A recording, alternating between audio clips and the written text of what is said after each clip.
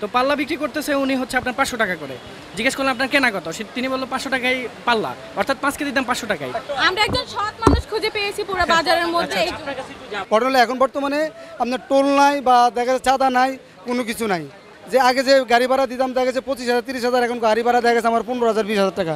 ঠিক আছে, এখানে 10,000 টাকা সেক্ট পেয়েছে, কিন্তু এখানে কোনো ইয়ে নাই, চাঁদাবাজি নাই বা কোনো কিছু নাই। আমাদের জন্য দেখা গেছে যেন সীমিত লাভে আমরা ব্যবসা করতেছি। না না না, এখন কোনো সিন্ডিকেট নাই, কোনো কোথায় কোনো কিছু নাই। স্টুডেন্ট কিনা উনি বলছে যে আপনারা 70 টাকা কেজি পেঁয়াজ বেচবেন।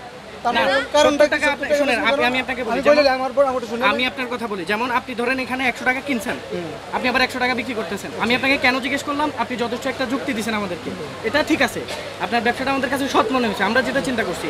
এখন আপনাদের এটা কাঁচা জিনিসের মধ্যেই পড়ে, আর এই দামটা হচ্ছে আপ ডাউনও করে, ঠিক আছে না, শুকনা জিনিস তেমন একটা আপ ডাউন করে না আবার। তো সেক্ষেত্রে আপনি আমাদেরকে যথেষ্ট যুক্তি দিতে পারছেন। এখন যারা আপনাকে দাম ধরে দেবে তাদেরকে আপনি জিজ্ঞেস করবেন যে আপনাকে এই দাম কে দিয়েছে, বা আমরা কিনতেছি তার থেকে যদি 70 টাকা কেজি দেয়, পেঁয়াজ চলতেছে 100 টাকা 105 টাকা দেশি যেটা সেটা কেজি, তখন আপনি তাদেরকে বলবেন আমি কিনতেছি 105 টাকা 100 টাকা কেজিতে, আমি কেন 70 টাকা বিক্রি করবো, তোমাকে এই দাম কে দিছে? আপনি তাদেরকে প্রশ্ন করবেন, সে যেভাবে বলবে যেভাবে তো আপনি মানবেন না। একটু কথা বলতাম, ঠিক আছে, আপনার সাথে একটু কথা বলতে চাই, আসলে তাকে দেখলাম একটু gift করছেন। আচ্ছা, আমি গিফট করার কারণটা বলি, সেটা হচ্ছে উনি ইন্ডিয়ান যে পেঁয়াজটা সেটার বাউচার চাইলে ওনার কাছে প্রথমে আমি জিজ্ঞেস করলাম যে উনি পাল্লা কত করে বিক্রি করতেছে। তো পাল্লা বিক্রি করতেছে উনি হচ্ছে আপনার 500 টাকা করে। জিজ্ঞেস করলাম আপনার কেনা কত, তিনি বললো 500 টাকাই পাল্লা, অর্থাৎ 5 কেজির দাম 500 টাকাই। এখন ওনার কাছে জিজ্ঞেস করলাম যে আপনি ইন্ডিয়ান পেঁয়াজটা এটা বিক্রি করতেছেন নাকি দেশিটাও সেমভাবে বিক্রি করতেছেন, মানে কোনো বেনিফিট ছাড়া, লাভ ছাড়া। তখন উনি বললো যে না, আমার দেশিটা ঠিক আছে, কিন্তু ইন্ডিয়ান পেঁয়াজ অন্যান্য পেঁয়াজ আসার কারণে দামটা হচ্ছে উনি একটু কম দামে বিক্রি করতেছে, কারণ এটার চাহিদাটা একটু কম, যার কারণে আমাদের কাছে ওনার এই ব্যাপারটা ভালো লাগছে, বিদায় আমরা ওনাকে আমরা একজন সৎ মানুষ খুঁজে পেয়েছি পুরো বাজারের মধ্যে। আপনার কাছে একটু যাবো, আপনি 500 টাকায় পেঁয়াজ কিনে 500 টাকায় কিভাবে বিক্রি করেন? ব্যস্তেছি। ঘটনা হলো আমার তো 9 তারিখে কিনা, এখন দেখা গেছে যে কাস্টমার কম, এই জন্য আমার দেখা গেছে ওই দামে ব্যস্ত, আমার 4 টাকা 5 টাকা কেজিতে কম বেচতেছে আমার লাভ ছাড়া, কি কিছু বুঝুন। কিন্তু এই পেঁয়াজটার চাহিদা কম, কিন্তু ওই পাকিস্তান পেঁয়াজ এবং চায়না পেঁয়াজটা আসার কারণে এই পেঁয়াজটার একটু মূল্যায়ন কম হয়ে গেছে, কি কিছু বুঝুন। আর আমার দেখা গেছে যে 9 তারিখে কিনা, আজকে হলো 12 তারিখ, তো এই জন্য যেন পেঁয়াজ রয়ে গেছে, আমার এই জন্য 4 টাকা 5 টাকা কমে বিক্রি করতেছি। না না না, অবশ্যই এটা দেখা গেছে আর আমাদের জন্য ভালো বা বাংলাদেশের জনগণের জন্য ভালো, সবার জন্য ভালো, কিন্তু কি কিছু বুঝছেন, ঘটনা হলো এখন বর্তমানে আপনার টোল নাই বা দেখা যাচ্ছে চাঁদা নাই, কোনো কিছু নাই। আমাদের এখানে কোনো কিছু লাগে না। আমরা দেখা গেছে যে কেজিতে যে আগে যে গাড়ি ভাড়া দিতাম দেখা গেছে 25,000 30,000, এখন গাড়ি ভাড়া দেখা গেছে আমার 15,000 20,000 টাকা। ঠিক আছে, এখানে 10,000 টাকা সেক্ট পেয়েছে, কিন্তু এখানে কোনো ইয়ে নাই, চাঁদাবাজি নাই বা কোনো কিছু নাই। আমাদের জন্য দেখা গেছে যেন সীমিত লাভে আমরা ব্যবসা করতেছি। না না, আমাদের মার্কেট জায়গা যাবে, চাঁদাবাজিটা কিন্তু রাস্তা হয়তো রাস্তা সরকারি জায়গা, অবৈধ জায়গা, এটি তো দেখা গেছে যে মালিকানা কিনা এগুলোর ভিতরে কম হইতো, কিন্তু বেশিরভাগ রাস্তার ভিতরে এগুলো হয়তো। না না, ইনশাল্লাহ এটা ভালো, এটার জন্য আমাদের জন্য ভালো, জনগণ বাংলাদেশের জন্য ভালো, আমরা ভালোই দেখতেছি। হ্যাঁ, আমরা ওনাদেরকে মানে ওনাদেরকে বের করে আইনের আওতায় নিয়ে আসবো। আপনারা কোনোভাবে চাঁদা দিবেন না। আপনার পাশাপাশি যে বাইরে যারা দোকানদার করে তারা যদি চাঁদা যায় আমাদেরকে ইনফর্ম করবেন, দরকার হলে আমার নাম্বারটা নিয়ে যান, আমাদেরকে কল দিবেন, আমরা ইনশাল্লাহ আসবো, তাকে আইনের আওতায় নিয়ে আসবো ইনশাল্লাহ।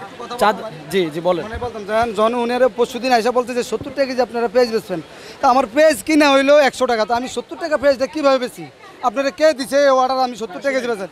আমারটা শুনালো নাকি? বাজারে হচ্ছে ফরিদপুর এবং পাবনার পেঁয়াজটা বেশি চলতেছে, যেখানে পাবনার পেঁয়াজটার চাহিদা একটু বেশি চলতেছে, যেখানে হচ্ছে পাবনার পেঁয়াজের দামটা একটু বেশি, ফরিদপুরের পেঁয়াজের দামটা একটু কম, 4 টাকা 5 টাকা কম পড়ে, 530 টাকা করে চলতেছে।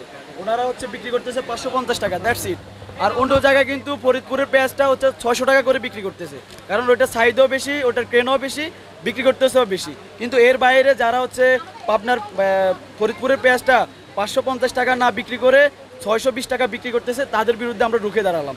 এই গত 3 দিন ধরে আমরা মনিটরিং করতেছি, তারা হচ্ছে মোটামুটি আমাদের কন্ট্রোলে চলে আসছে, মোটামুটি আমরা সিন্ডিকেট ভাঙতে পারতেছি, আমাদেরকে সবাই সহযোগিতা করতেছে, আপনিও আমাদেরকে সহযোগিতা করবেন। আর চাঁদাবাজের বিরুদ্ধে তো আমরা রুখে দাঁড়ালাম। সিন্ডিকেটের ব্যাপারটা বলতেছি, আমরা যখন বলছে যে 70 টাকা কেজি পেঁয়াজ বেচবেন, তখন আমি বলছি যে এইভাবে নিউজ না দিয়া, এইভাবে কথা না বললে আপনারা বলেন যে কোথায় সিন্ডিকেট আছে বা কোথায় সিন্ডিকেটের ব্যবসা করে কিনা, কেউ 10 গাড়ি পেঁয়াজ আইনা 2 গাড়ি লুকিয়ে থুই 3 গাড়ি বেচে সিন্ডিকেট করে বেচে, তাহলে আপনারা এইভাবে কথা না বললে যে আপনারা মাল আমদানি করেন, কোথায় মাল আছে কোথায় কি আছে এটা আমদানি করে বাজারের মনিটরিং হিসাবে আপনারা মাল বেচেন। আমার ক্রয় মূল্য এত টাকা, আমি বিক্রি করতেছি এত টাকা, তো ওনাদেরকে এইভাবে বুঝিয়ে দিচ্ছে। না না না এখন কোনো সিন্ডিকেট নাই, কোনো কোথায় কোনো কিছু নাই। ওই যে ছাত্ররা কিছু কিছু ছাত্র আয়া বলছে যে সামনে 70 টাকা বেচবেন, এই জন্য বলছি যে এইভাবে কথা না বইলা বলে কোথায় মাল আছে বা কোথায় কি আছে আমরা আমদানি কইরা বাজার রেটে আমরা ছাড়েন, মাছ আনছেন মালের সংকট না পড়ে বা কোনো হাহাকার যেন না পড়ে, তাহলে মাল যত আমদানি হবে তত বাজার কমবো। না না না না না এটা না। এখন ওই যে আপনার আজ যমুনা নিউজে দেখলাম যে এই কথা দেখা যাচ্ছে যারা 70 টাকা রেট দেওয়া তখন তারা যারা ইম্পোর্টার এরা বলতেছে এখন লস হইবে এই সমস্ত রেট দিলে, তাহলে বাজার রেটে এরা মাল আনবে, বাজার রেটে আবার বেচবে। আমরা আমদানি করি থাকে যে আমাদের ইম্পোর্টার যারা হেরা আনে বর্ডার থেকে, যেমন হিলি বর্ডার, সোনা মসজিদ, হেরা শ্যামবাজার আনে, মেন শ্যামবাজার, স্যার আমরা আবার শ্যামবাজার থেকে আনি, শ্যামবাজার থেকে পরে কারণ বাজার আসে আর কি। না এখন আমরা দেখেছে পাচ্ছি, কিন্তু এটা কি নতুন করে এলসি আসতেছে না পুরান এলসি, এটা আমি সঠিক বলতে পারবো না। তো আমরা জানি যে এটা মনে হয় যে পুরান এলসি, এখন নতুন করে আসছে কিনা এটা আমরা সঠিক জানতে পারলাম না।